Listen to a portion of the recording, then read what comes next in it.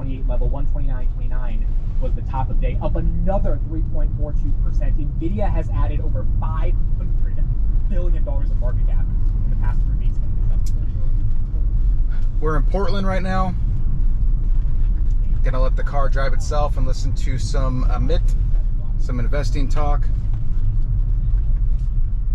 Enjoy the ride, see how it handles a lot of situations. It seems to know the flow pretty well on who came to the stop sign first. We are not necessarily in the suburbs of Portland, but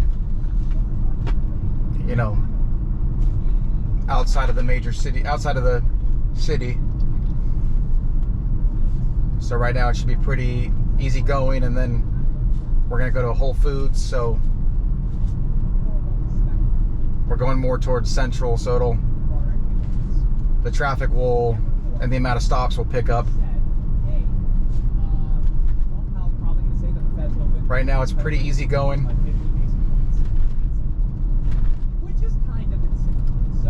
Wish it would go a little bit faster. One thing I complain about FSD and other people complain about is its speed.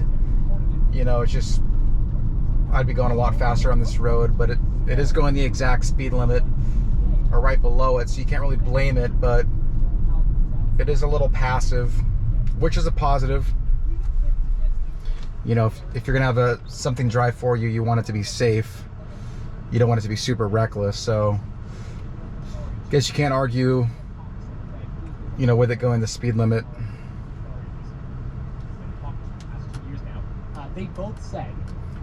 But with updates over time, it is getting more natural. You know, since the 12.5 update, 12.51, the driving is more natural. Meaning it's adjustments to speed changes, and going faster after a stop is better than it used to be. And obviously I can imagine it'll continue to be. Continue to improve.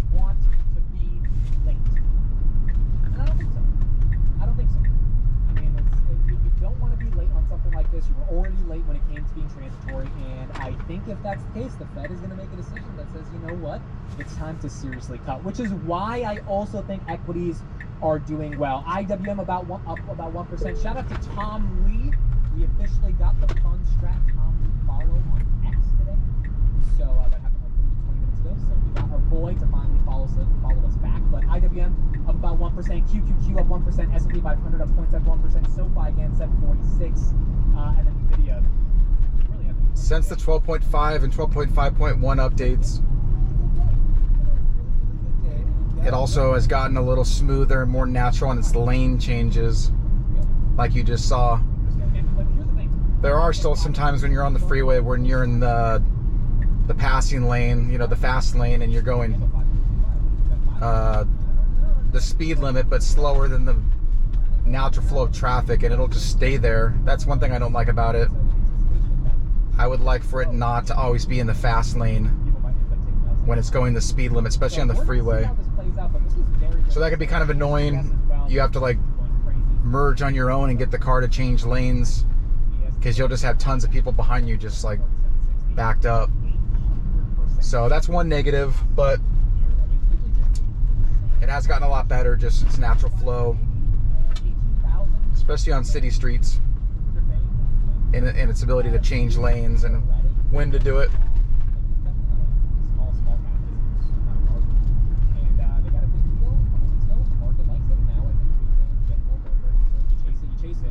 But this one is up 20% off the day, and we'll just see how that plays out over the next coming weeks. Overall, a lot of green. Apple's a little bit red. Grindr passes $12 today at 1.27%. Shopify trades $375. HP back at $90. AMD at $154. The auto company today at $5 billion. Netflix $15 away from closing on $7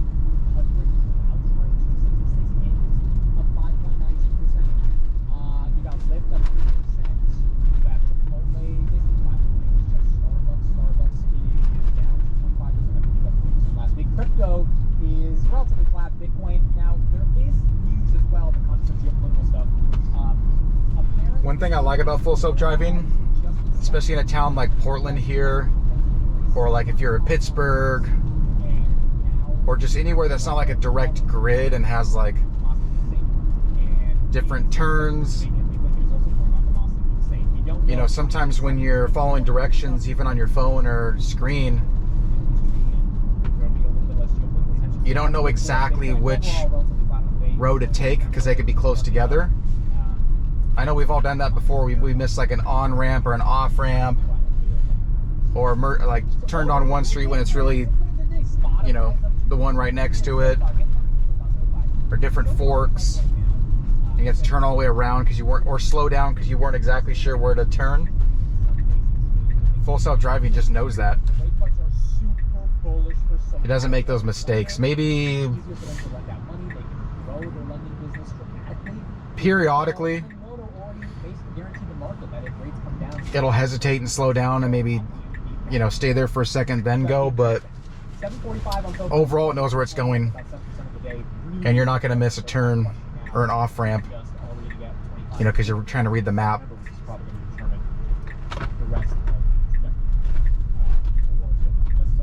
So that's a huge plus.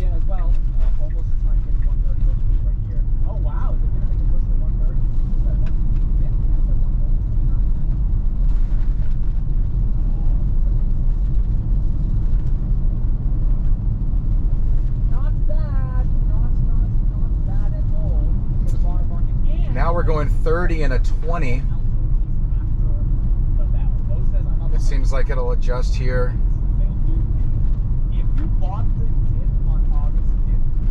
Or not.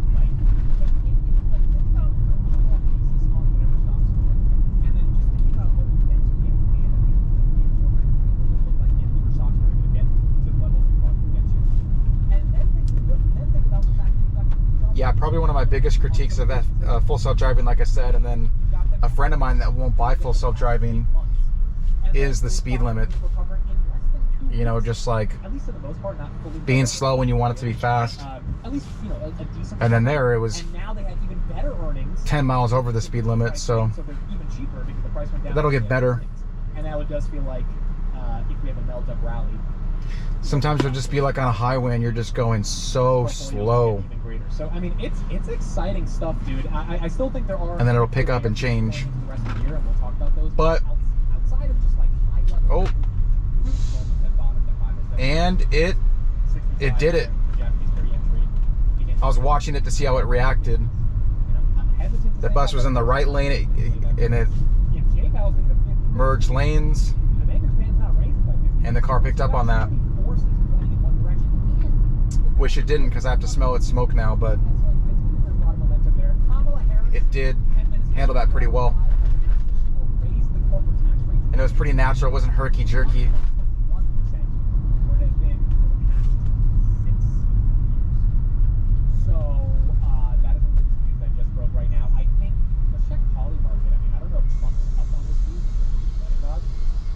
I'm giving you guys some critiques, but overall, you know, when I'm using FSD, I'll legit go, and I've said this in other videos, I'll go a long time without, you know, without coming to the realization like, oh wow, I should probably pay attention more. I've gotten just so comfortable, and I'll just be looking off at other things, and I've just gotten very comfortable knowing that the car is going to do what it's supposed to do. It's very rare that it doesn't. But for the most part, you can just set this thing on where you're trying to go, and you can trust that it's going to do it. It may go slow. It may take a while at stop signs. But the accuracy, I mean, you're watching on this 15-minute trip. It's handled everything pretty flawlessly. And it's felt supernatural. The only time it doesn't really feel that natural is like a yellow light. You know, most people would just push through and barely beat the red. FSD won't do that from what I've seen. It's going to be conservative, and if it's a yellow light, it tends to slam on the brakes actually kind of harder than you'd want instead of going for it. But once again, if you're going to have something drive for you, you're going to want it to err on the side of being cautious rather than just going for it, you know. So a lot of the hiccups I have with FSD are, in fact, when you look at it, what you want the car to err on the side of caution. You know, you're not going to want it to go faster than the speed limit. You're not going to want it to, you know, try to beat that red or roll through stop signs. So those are things we complain about, but that's what makes it safer than a regular driver.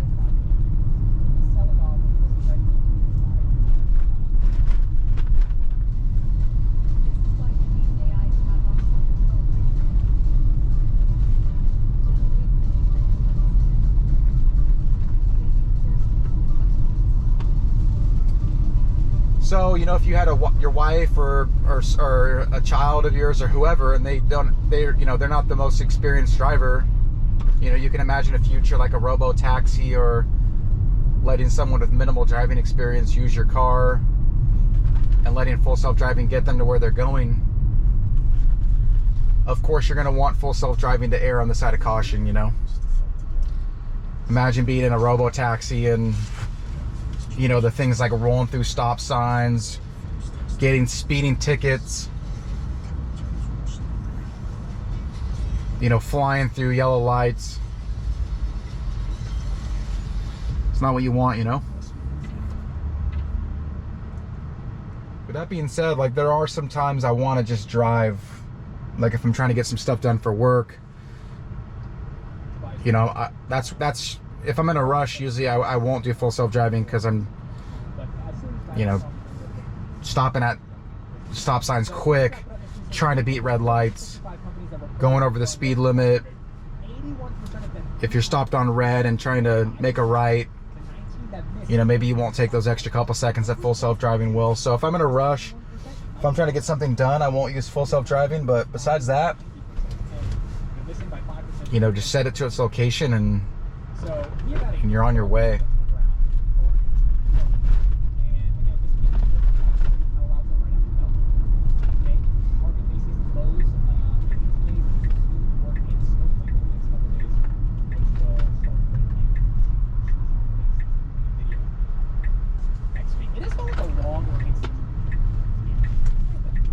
Speaking of being passive, you know, there's some times where you're in a little bit of traffic, but you're moving slow and there's someone trying to, oh, you see that? It kind of like swerved towards that car, but, or that van, but it adjusted good. It can be a little passive in a sense, like if you're going slow down the road, you're moving with slow traffic, and there's someone trying to like merge in front of you from like a side street trying to get in. You know, there's a lot of situations where normally you would go because you're not trying to let that person just beat in front of you in traffic, but full self-driving will stop and let them go. So whether you want to call that passive or full self-driving as a kind driver, there are a lot of situations where, you know, or if someone's trying to merge out of a parking lot, if you don't have a clear fast road ahead of you and you're going slow, the car will let that car go in front of you. So that's super interesting. Some people may like that, some people may not. All right, we are getting to our destination. We got some children on a bike.